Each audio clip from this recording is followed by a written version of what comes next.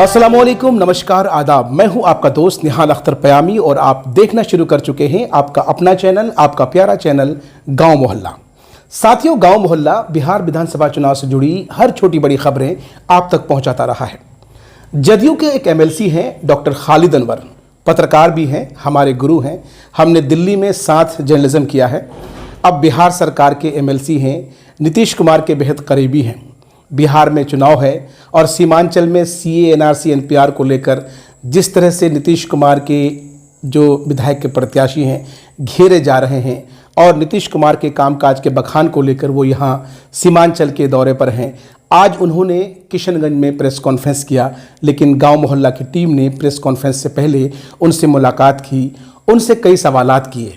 हमने उनसे पूछा कि चुनाव से ठीक पहले बीजेपी का ये कह देना कि कोरोना की वजह से हमने सीएए लागू नहीं किया, लेकिन सीएए पूरे देश में लागू होगा। फिर हमने रोज़गार पर उनसे सवाल पूछा। हमने कहा कि तेजस्वी यादव ने कहा है कि वो युवाओं को रोज़गार देंगे और 10 लाख युवाओं को रोज़गार देंगे। आपकी सरकार का मैनिफेस्टो क्या है? हमने ओवैसी फैक्टर के बारे में जानना चाहा। हमने उनसे ये जानना चाहा कि क्या ओवैसी साहब के बड़े पैमाने पर इलेक्शन लड़ने से क्या नीतीश कुमार का जो एम फैक्टर है उस पर असर पड़ेगा। तो खालिद अनवर ने इन तमाम सवालात के बेबाकी से जवाब दिए। आप आगे वीडियो में देखेंगे कि उन्होंने हमारे इन सवालात का क्या जवाब दिया, और साथ ही साथ इस वीडियो में आप ये भी देखेंगे कि उन्होंने प्रेस कॉन्फ्रेंस के दौरान क्यों कहा कि कांग्रेस एक दंगाई पार्टी है।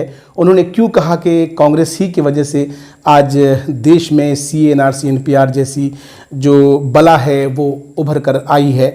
उन्होंने कांग्रेस के लिए बहुत सारी बातें कही, न सिर्फ कांग्रेस के लिए बल्कि कांग्रेस के साथ साथ उन्होंने राजद को भी और मजलिस से इत्तेहादुल मुस्लिमीन को भी बहुत कुछ कहा।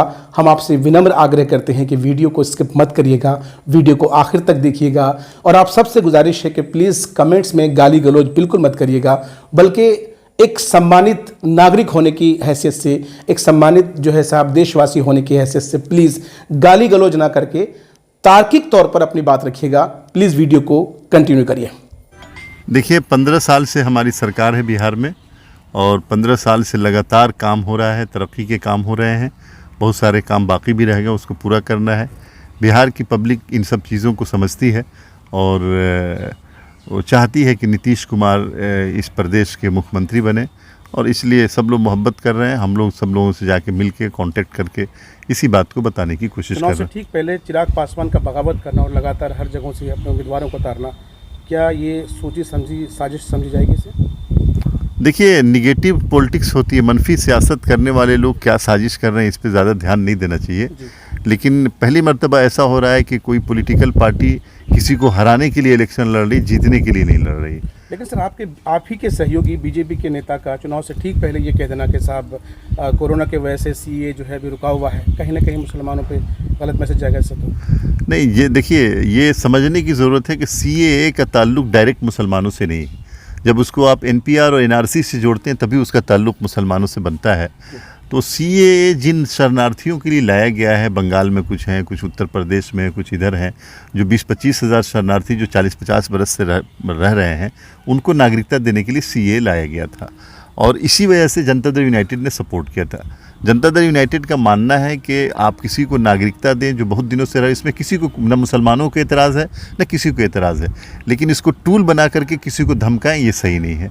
तो उनका ये कहना, चूँकि बंगाल में वो बोल रहे थे तो वहाँ कुछ लोगों को नागरिकता देनी, इसलिए उन्होंने कहा कि इसको लागू करके हम नागरिकता दे देंगे। सर, तेजस्वी यादव ने जो कहा है कि वो युवाओं को 10 लाख युवाओं को रोज़गार देंगे, क्या नीतीश कुमार के पास कोई ऐसा एजेंडा है? आपने अभी तक तो इस तरह का कोई बात कही नहीं है। देखिए, नीतीश कुमार लगातार लोगों को रोज़गार दे रहे हैं। आपने देखा होगा कि इन्होंने कितने हर गांव, हर मोहल्ले, किसी न किसी नाम पर लोगों को रोज़गार दिया है इन्होंने, और नीतीश कुमार लगातार रोज़गार देंगे। तेजस्वी यादव जी की परेशानी यह है कि उनका परिवार बेरोज़गार है। अब पहले वो परिवार को रोज़गार दें, वो 10 लाख लोगों को रोज़गार देने की बात कहाँ से सोच रहे हैं मुझे नहीं समझ में आता। वो परिवार के रोज़गार के लिए बेचैन है। अपने परिवार को रोज़गार देंगे, अपने बहन भाइयों को रोज़गार देंगे, अपने रिश्तेदारों को रोज़गार देंगे, बाकी बिहार के किसी आवाम से उनको कोई मतलब है नहीं। सर, असदुद्दीन ओवैसी को लेकर कहा जा रहा है कि इस बार जिस तरह से वो चुनाव लड़ेंगे, जाहिर है इसका कहीं ना कहीं खामियाजा नीतीश कुमार को भुगतना पड़ेगा, क्योंकि कहीं ना कहीं ओवैसी के जो वोटर्स हैं वो मुसलमान होंगे और इसका नुकसान नीतीश कुमार को भुगतना पड़ेगा, ऐसा कुछ है? देखिए, असदुद्दीन ओवैसी साहब एक बड़ी पॉलिटिकल पार्टी जो साउथ में है उसके सदर हैं, और उनके बारे में मैं ज़्यादा कुछ बोलना नहीं चाहता, लेकिन इतना बताना ज़रूरी है कि सियासत में हम चीज़ों को नाप तोल के करें, हम ऐसी फ़िक्र को आगे ना बढ़ाएं जिस फ़िक्र ने इस देश को बांटा था, इस देश को तोड़ा था। ये हमारे अकाबरीन की फ़िक्र नहीं है, हमारे उलमा की फ़िक्र नहीं है, हिंदुस्तान के मुसलमानों की फ़िक्र नहीं है, जिस फ़िक्र की नुमाइंदगी जनाब असदुद्दीन ओवैसी साहब कर रहे हैं। सर, आखिरी सवाल है, मुस्लिम इलाकों में जो आपके विधायक हैं उन्हें जो है सामना करना पड़ता है कि भाई CAA NRC NPR को लेकर के विपक्ष उनको लगातार घेरते रहते हैं, तो आप लोग कैसे इसको आश्वस्त करेंगे?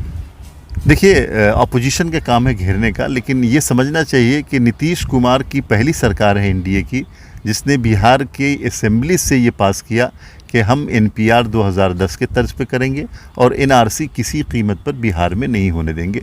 ये ऐसी खुली हकीकत है जिसको लोगों को जानना चाहिए, और जो लोग जानते हैं वो दूसरों को बताना चाहिए कि नीतीश कुमार की हिम्मत, जुर्रत और बहादुरी की बात है कि उन्होंने एनडीए की सरकार के वज़ीर आला रहते हुए इतना मजबूत कदम मुसलमानों के जज्बात को देखते हुए असेंबली से उठाया। किशनगंज के लोगों से और बिहार के लोगों को ये बार बार बताने की ज़रूरत नहीं है कि नीतीश कुमार बिहार की ज़रूरत हैं और बिहार के विकास के लिए ऐसे नेता की ज़रूरत है जिन्होंने अपने परिवार, अपनी सारी चीज़ों को त्याग किया हो बिहारियों के लिए।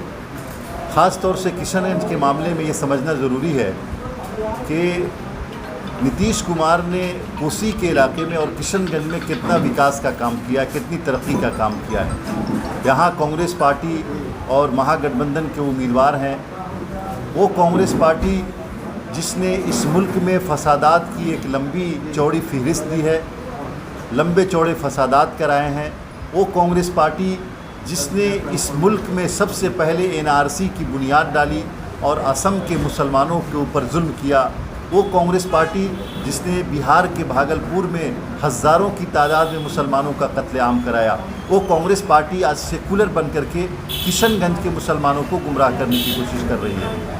हम लोगों को ये समझना होगा कि जिस कांग्रेस पार्टी से और जिस राष्ट्रीय जनता दल को एक पॉलिटिकल पार्टी में नहीं मानता, एक पॉलिटिकल गिरोह है, राष्ट्रीय जनता दल से बिहार के लोगों ने निजात पाया था, क्या दोबारा ऐसे ही लोगों के चक्कर में किशनगंज के लोग आ जाएंगे, किशनगंज के अवाम आ जाएंगे, किशनगंज के मुसलमान आ जाएंगे? मुझे जो बात समझ में आ रही है वो ये समझ में आ रही है कि किशनगंज के लोगों ने ये तय कर लिया है कि उनको किसी भी हाल में कांग्रेस की जो फाशिज्म सोच है, कांग्रेस पार्टी की जो विचारधारा है बांटो और सियासत करो, कांग्रेस पार्टी की जो ये सोच है कि मुसलमानों को डरा करके, मुसलमानों को धमका करके, मुसलमानों को किसी का खौफ दिला करके उनका वोट लो, ये अब चलने वाला नहीं है। और यहाँ राष्ट्रीय जनता दल, कांग्रेस या दूसरी ऐसी पार्टियाँ जो दूसरे इलाकों से आकर के यहाँ एक ऐसे फ़िक्र को राइज करने की कोशिश कर रही है, ऐसी सोच को बढ़ाने की कोशिश कर रही है जिस सोच ने इस देश को बांटा था। देखिए, MIM की जो सोच है वो हिंदुस्तानी मुसलमानों की सोच नहीं है, न हिंदुस्तान के उलमा की सोच है, न हिंदुस्तान के मुस्लिम तंजीमों की सोच है, न हिंदुस्तान के अकाबरीन की सोच है।